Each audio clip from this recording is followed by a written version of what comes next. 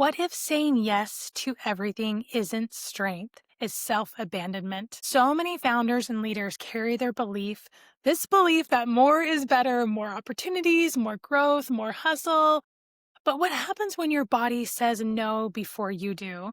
Amberly Lago knows that moment. She had a devastating motorcycle accident, dozens of surgeries, 15 years of chronic pain, and she rebuilt not just her body, but her entire definition of success. She has captivated audiences from Lulu, Google, Athleta, Herbalife, and TEDx Talk that has garnered hundreds of thousands of views worldwide.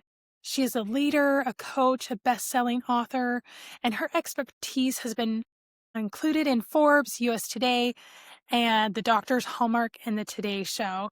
When I met Amberly, we were at a conference and we just bonded over chronic illness. She has this gift of being able to see the person and being really present with the person that she's with, truly seeing them, and the genuine authenticity of her love just radiates forever and ever. And I can't wait for y'all to meet her and to be friends with her. This episode is for the founder and leader who's learning to say no. A no doesn't close doors.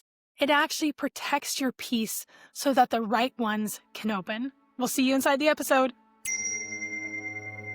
Take a breath. You've got this. Amberly, thank you so much for being on the show today. I'm so excited you're here. I'm so excited to be here. I feel like we have been trying to get this to happen for a while, and I thank you for your patience. I've been so excited to get to finally see your face and talk with you, and I can't wait to see you in person sometime soon. Yes, totally. I know. It's just been so amazing how we connected, both with our different health struggles. I feel like whenever I meet someone with health struggles, I'm like, we know what each other are going through automatically. So it's been really lovely to talk to you and all the things. So before we dive in today, we're going to do a little game.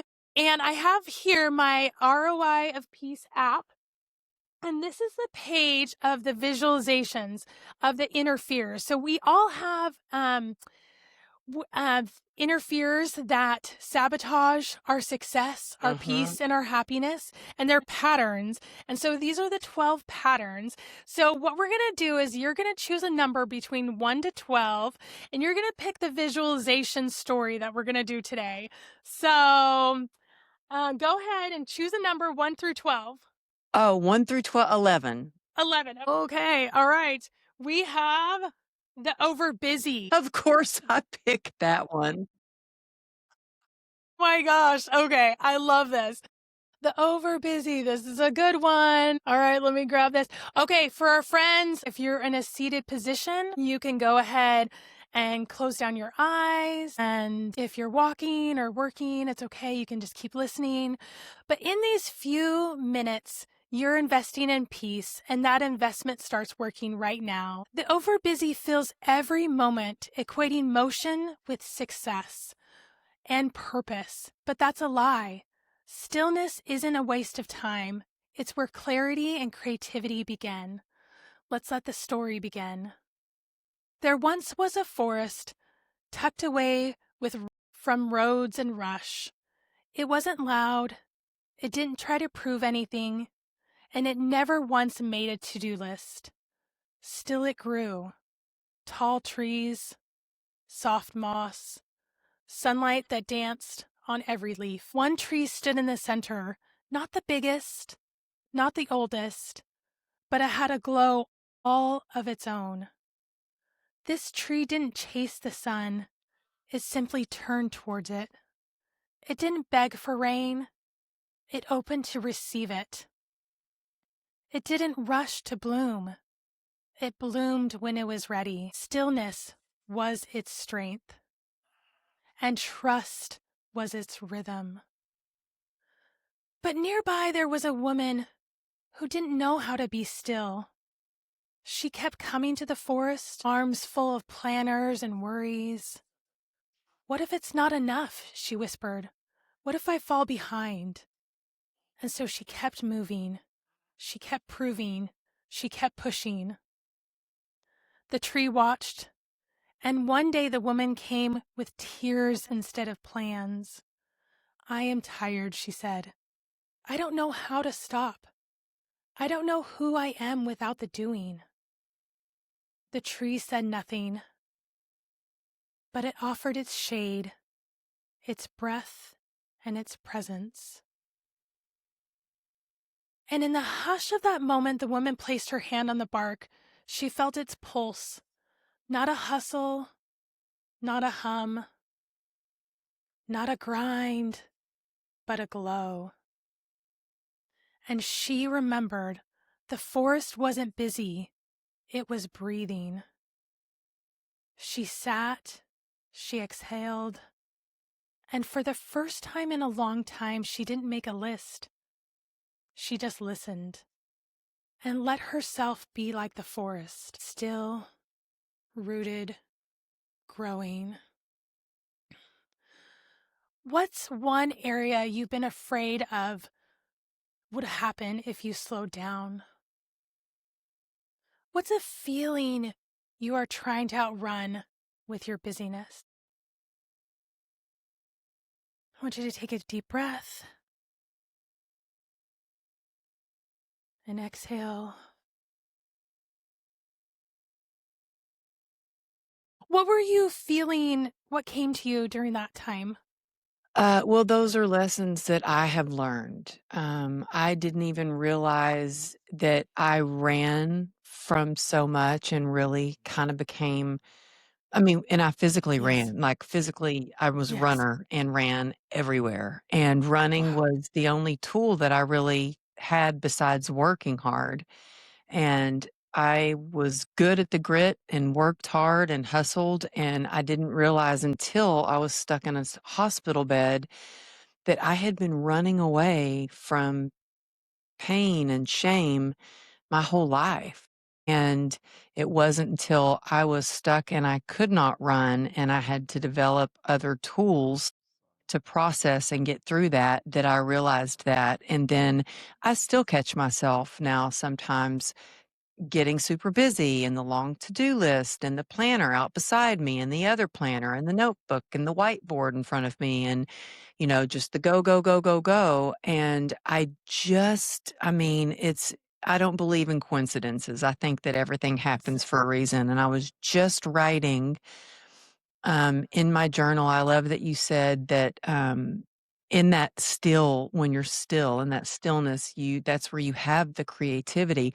That's where I connect with God. And those are my favorite moments. And in like late at night before I go to bed, in the middle of the night, sometimes I will wake up and have just a download in the morning, first thing in the morning. But just yesterday, I was actually writing in my journal about how I choose joy, I choose peace, I choose presence. And even if it means that I have to get back to people later, I will Yes. put my self care first and my soul care first because I've learned over and over and over that you are only as your impact is really is only as strong as you are healthy, and you can't pour from an empty Yes. cup. And so I'm an overcoming people pleaser, and I would tend to just take care of everybody else and make sure everybody was good, and then there was nothing left for me,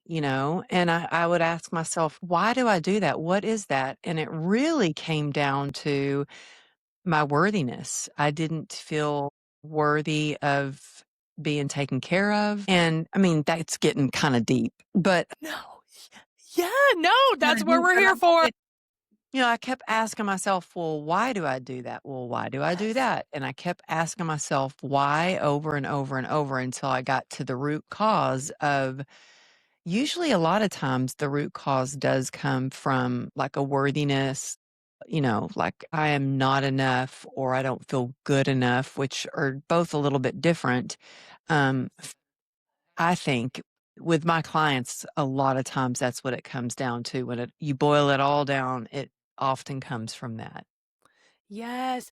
And really, like, that, proving, like, proving worth, proving to be in the room, proving, there's a lot of proving, especially with the over busy, and I found too, with my health challenges with MS, it has taught me so much about slowing down, and that in this slowing down and really taking care of myself, this is a sacred place. I feel like one of my jobs, besides my actual job, is to take care of my body, and to Yeah. take care of this, and it has brought so much resilience and so much joy to the table than I ever thought was possible. And not that I would wish having this disease, but I sure have learned so much, and I continue to learn so much about, like, my what I need to pay attention to, what I need to let go is supposed to be part of my time and what's not, and on the give and take of that.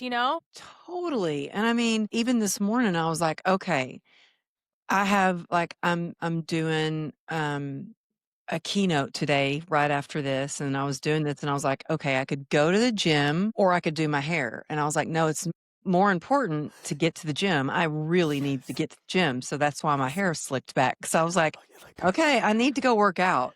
yes. Yes! But it's choosing those things, and I've learned the hard way, like, having non-negotiables Mhm. is so important, and I mean, for Yes. me, and I'm sure for you, with your health, it's like, what are the things that you need to do to thrive physically, mentally, spiritually? And for me, if I don't take the time to pray, like, I need to pray, I need to have my Yes. gratitude practice, I need to move my body because it moves my mood.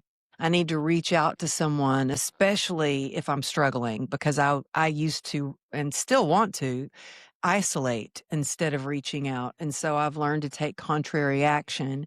But by taking care of ourselves, we're more resilient and then we can do what's important. And then I also ask myself, in the grand scheme of things, so what that I haven't posted on LinkedIn in 2 weeks? I've been doing some really important things, because I would get Yes. all caught up in my head. Oh, I'm supposed to post every day. Gotta do this, gotta do that. It's like it would be a never, and my husband always says, you'll never be caught up, because he would see me trying to just Yes. catch up on DMs on Instagram. And Yes. he's like, you're never going to catch up on that. Like, and Yes. so I've learned to shut it off. Like, there's a time I give myself permission to close the laptop, to put the phone in the other room, or else Yes. I could literally be on it for 24/7. Yes, and that busyness monster that interferes with real success and real happiness and peace makes such a difference Mhm. in, how easy and flow it goes and how we feel about ourselves and our productivity. It's like you're never done. You always have to go. And I think too with your health challenges, so you got in a tragic motorcycle accident and have had surgeries and chronic pain, and you've lived with chronic pain, and for how many years has it been? It's been 15 years, but yeah, if Oh you my see me, goodness. if even when you were doing the visualization, if you Yes. saw me kinda squirming or you see me kinda Yes. squirming, it's because I still live with a lot of pain every single day, and so I've just found ways to get through it. In fact, Yes. and some days are hard, I mean, harder than Yes. others, like, I know you relate Yes. in a different way, but you relate still. Like, I just this past weekend, I was a keynote speaker for the annual RSDSA conference, which is it's the biggest foundation for people who've been diagnosed with complex regional pain syndrome like me. And I was having a really hard day. Like, I took an Uber to get there. I was like, I don't think I should drive. Took an Uber to get there, and speaking in front of, like, the entire room, I asked them to raise their hands who there in the room was diagnosed with Mhm. CRPS. 90% of the room raised their hand, which gets me so emotional because it's not often that you're around that many people that understand it. Yeah. But also to give an hour-long keynote in front of an audience where my heart was just, like, went out to them. You could feel the pain in the room. There are people in wheelchairs, walkers, crutches, people that are literally, like, like, kinda leaning over practically, like, drooling with, like, hot packs or cold packs or whatever they needed. It was, like, so emotional, and it was the first time I ever walked off stage, and I felt a little uneasy, like, "Am I gonna make it down these steps?" Because Yes. I think you I don't know, I feel that energy, and so, yeah, it's taught me a lot, but it's been 15 years of trying so many different things, and I wonder, do you have people that say, "Oh, but have you tried this? Have you Yes. tried that? Oh, have you" Yeah. Yeah, totally. Oh, all the time. And I think for me, like, I feel every day I feel dizzy. Every day I feel like I have the flu, like the flu, you should be in bed, you know? And I was telling one of my friends, I'm like, the first year, most people that are diagnosed with MS, they stay in bed and they're in bed for a year. Well, I didn't stay in bed because I had already signed up for a retreat in Florida. And, we've talked about I love Florida. And my best friend from the UK was coming over for the retreat. Well, I had just been diagnosed and got on medication like maybe 3 weeks before. And I'm like, I am not missing this trip. I'm not missing seeing my best friend in real life. And I love the ocean. Well, I went to the airport. My husband took me to the airport and he's like, I was like gonna do my usual, like, here's my luggage, and walk on. I started bawling. And I'm not like a crying type of person, like just in public, like gonna lose my mind. So he's like, I want you to get a wheelchair. I want you to take the Oh, wheelchair service. And that was the first time I was like, oh, I probably should ask for help with this, you know? yeah. Like, and I think that's the hardest part. Have you found that asking for help and speaking your needs to be a hard part when you're going through this? Oh, yeah, thank you for sharing that Yeah. about the wheelchair too, because Yes. it takes me back to a time when nothing against wheelchairs. My little brother's been in a wheelchair his entire life, but that just wasn't the vision I had for me. And, Yes. I remember when I got out of the hospital, we were going, I was walking, weight bearing, but I had only been weight bearing for a little bit. I'd only been Oh, walking. I was determined. They said it would take me, well, at first they said, you'll never walk again. You'll be wheelchair bound forever. And they said, well, yes. maybe 2 years. And it was maybe, I don't know, 6 months. And I was walking again. I wasn't walking great, but anyway, we were going to the zoo, and in the car, I heard rattling, and I was like, "What is that?" I was like, "Did you bring the wheelchair?" I said, "I told you I don't want the wheelchair." My husband was like, we got in a fight about it. I was like, "I don't need a wheelchair. I can walk. I don't need any help." And, uh, halfway through the day, I looked at him and I said, "I need the wheelchair." Um, I just got back last year. I went for a pretty radical treatment in Costa Rica for Oh. CRPS. And it went wrong. It went really No. wrong. It was not at all what I had expected. I had an envision of leaving there feeling superhuman. I was dropped off at the airport and I was in so much pain. I could barely walk. And I didn't, I walked up to the counter and I didn't even have to ask. The lady looked at me and said, "Stop right there. I'm going to get you a wheelchair."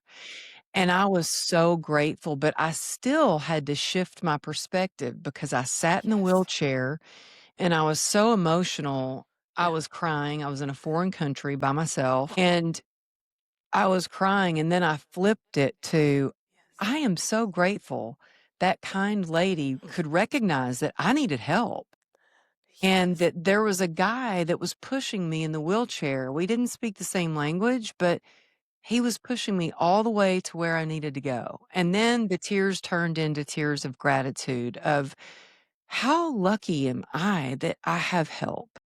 And I used to be afraid to ask for help, like vulnerability made me look weak. And I realized that you can be vulnerable and still be fierce. And Yes. I can ride in the scooter and make it look like the funnest thing you've ever been on and have all the kids that went to, I had all the kids that we went on a field trip and they all like were ready to like get on that scooter with me. And then I've got Canadian crutches, the ones that wrap around, and Yes. yeah, and, I can go fast on those, and so we would be at my daughter's horseback riding competition, and I would race the kids on my crutches, and so it's all how you look at it. Yes, it's really, and that has really what has changed my life too, is how do I look at these circumstances? How do I look at myself and realizing that asking for help and in whatever tragedy we're experiencing is important, and it really shines a light that like we're not in this alone, you know, and we're not supposed to do this alone. And I've had to ask for rides because I'm like too dizzy to drive, which I think is just, but my friends are like, you can ask anytime. We're never going to get sick of you. And my husband never gets sick of me helping, him helping. And I'm like, you know, and my kids, I've had my kids push me in a wheelchair in the airport and they have a blast, you know? It's these, Yeah, my yeah, it's, daughter, she made a TikTok video. We got stranded at an airport, and the airport was empty, except for I had my mom with us. It was when I went for my oldest daughter's graduation, and so we couldn't sleep. So my youngest daughter and she found a wheelchair, and she was pushing me through the airport like it was scary. I thought she was but she ended up making a TikTok video of her pushing me around in circle and doing funny music, and so, yeah, I mean, it's really like there was one time, I will yeah. just say this reminds me of this, we were in IKEA, and I was having a really hard day, and I was having a hard time walking, and I was using the shopping cart to help me walk, and my husband was like, "You know what? You need to just sit down somewhere. You're not doing good. I can tell you're not doing good." And I Plus, was those like, shopping carts are kind of crazy. They don't really support. yeah, I was like, Whatever, can I Yes. lean against it?" Well, I ended up getting my daughter was like, "Mom, just get in the cart." And I was like, "No." She goes, "Mom, just get in the cart." And so I ended up getting in the cart in IKEA, and that's how we shopped, and they just kept throwing stuff in the cart with me, and we made a video about that and just ended up having a blast, and so I could have been, "Oh, woe is me, I have to be in the" but or Yes. I'm like, "This is fun, everybody should try this."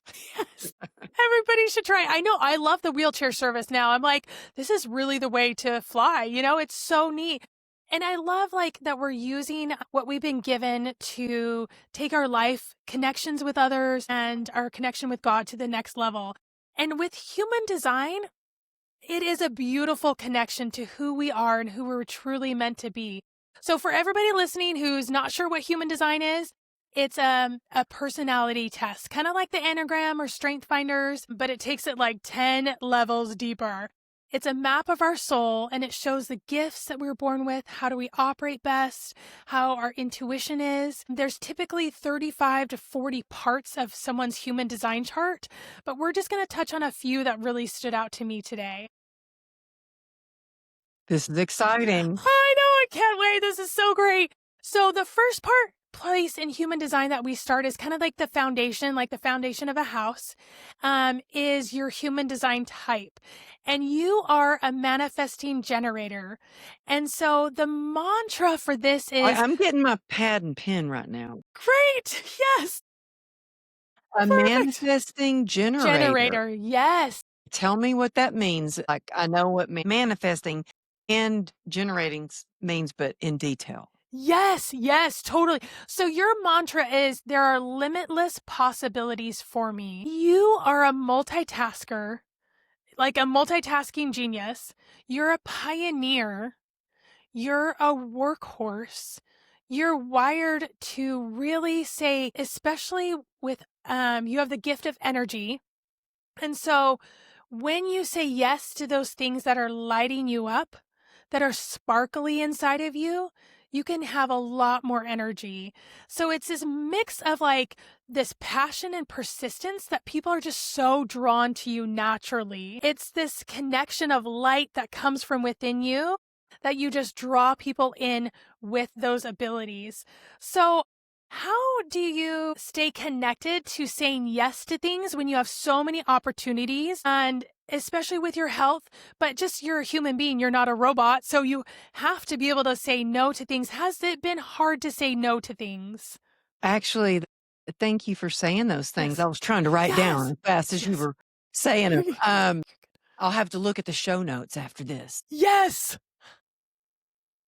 Yeah, just in the past, I would say the past year. Well, actually, going on 2 years now because I started saying no when I wrote my newest book, Joy Through the Journey. And how that came about was, when I wrote my first book, True Grit and Grace, I had an amazing publicist, but she said, say yes to everything. You say yes to every interview, Mm. every magazine article, every blog post. You say yes to everything. So I was saying yes to everything. I was flying all across this country, doing book signings, doing interviews, nonstop. I would go from New York to California to Texas to New York, back to California. I mean, it was wild. And I was really running on fumes. I looked pretty sick because I'd lost so much weight. I think I was just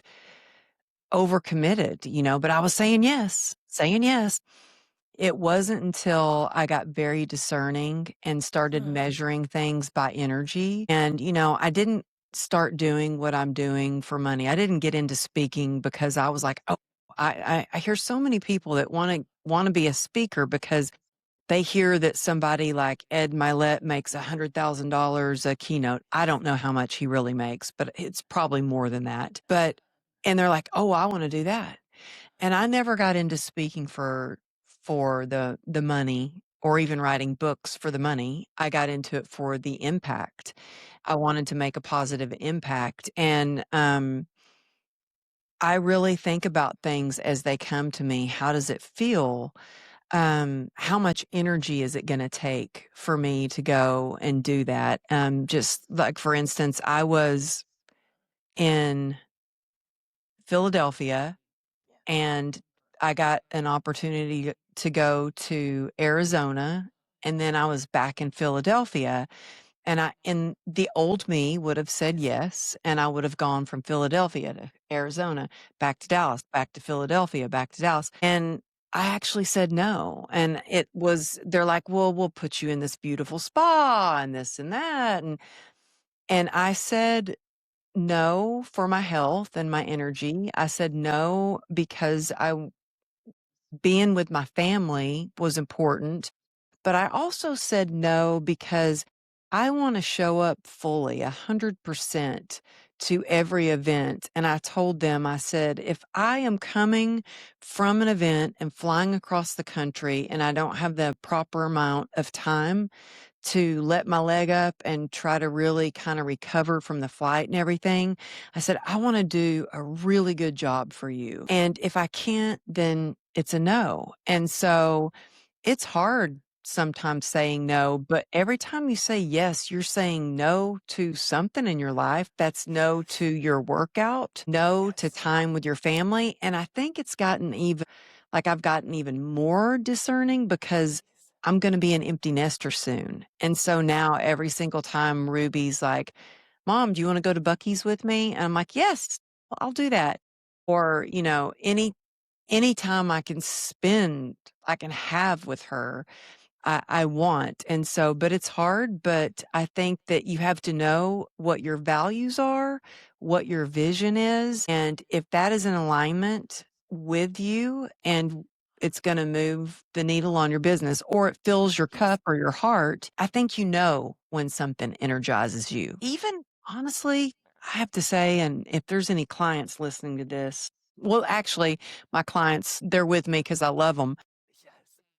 But when I was in the fitness industry, when I first started, so I was in the fitness industry for 26 years. When I first started, man, I had to say yes to every single person. And I had clients that were the most difficult clients. I mean, they just came in, they didn't wanna work out, they didn't wanna be there, all they did was complain. I had one client that would make fun of me the whole time, the way I talked, because I was in California training, and she would mimic my Texas accent, and I actually had one client one time, it was a husband and wife that I trained, and she looked at me and she actually said, I just sucked all the energy out of you today, like every bit. And I was like, wow, I thought maybe she wasn't aware that Yeah. she did that, but she's totally aware that she's an energy vampire. Whoa. And so I have learned like if like energy doesn't lie. Energy is everything and everything is energy. And you know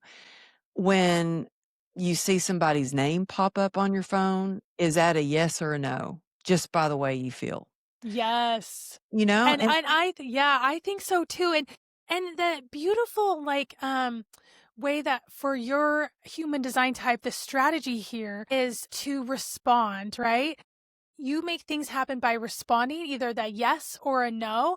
And sometimes responding takes a moment, right? It takes some time to be like, let me feel this for an hour.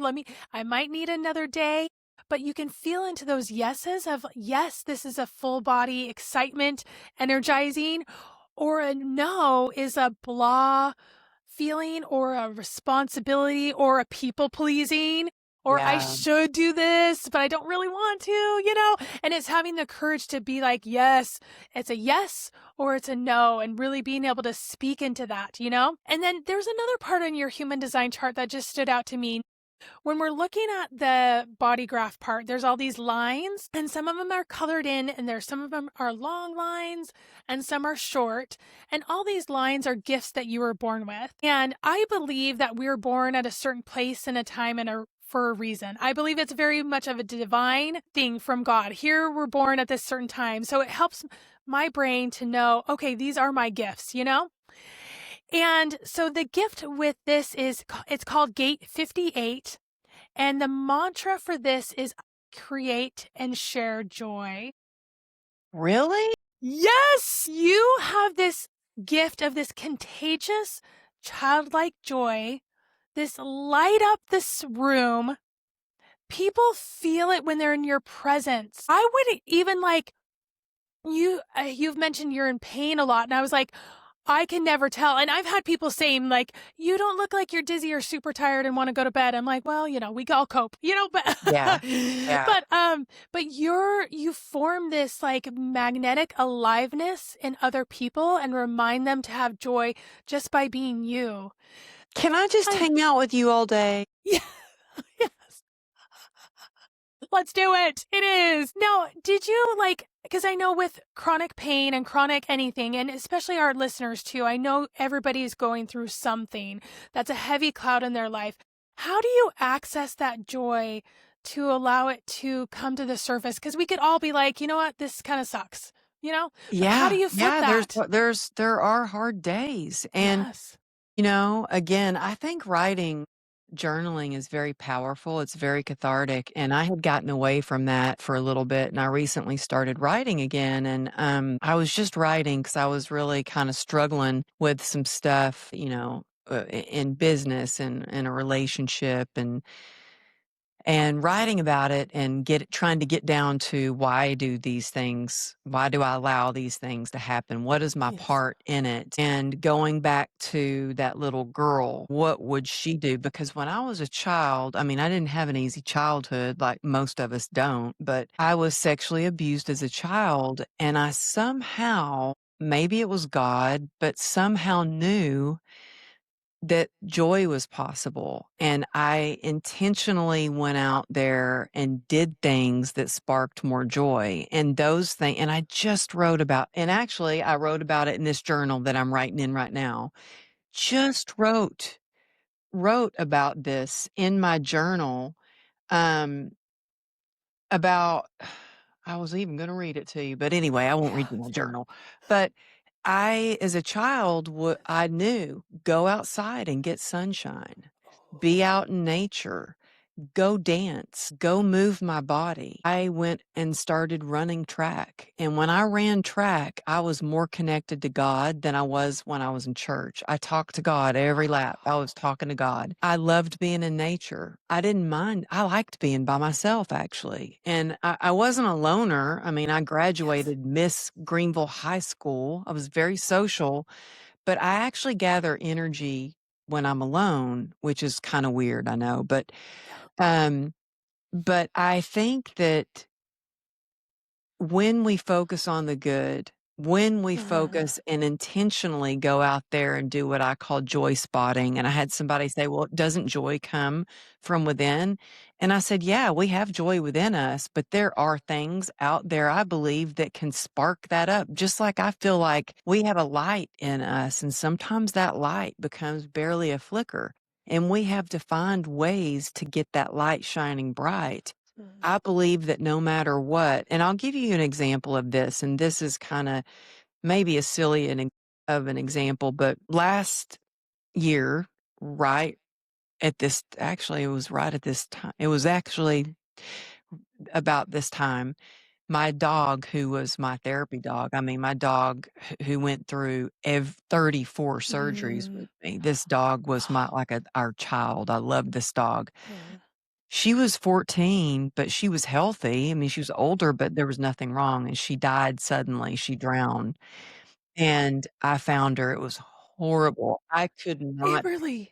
I don't know if I've ever felt grief that deep. I was just like I was devastated. I couldn't stop crying, and I remember sitting on the couch going, "I just need a reprieve. I just want to have a little joy. I just need a little joy." Not that I didn't want to I didn't wanna stuff the feelings down, I just wanted a little reprieve, and I thought, "Okay, what can I do that brings me joy?" And I thought, "Well, I'm gonna put the Christmas decorations up because Christmas tree and lights, that brings me joy."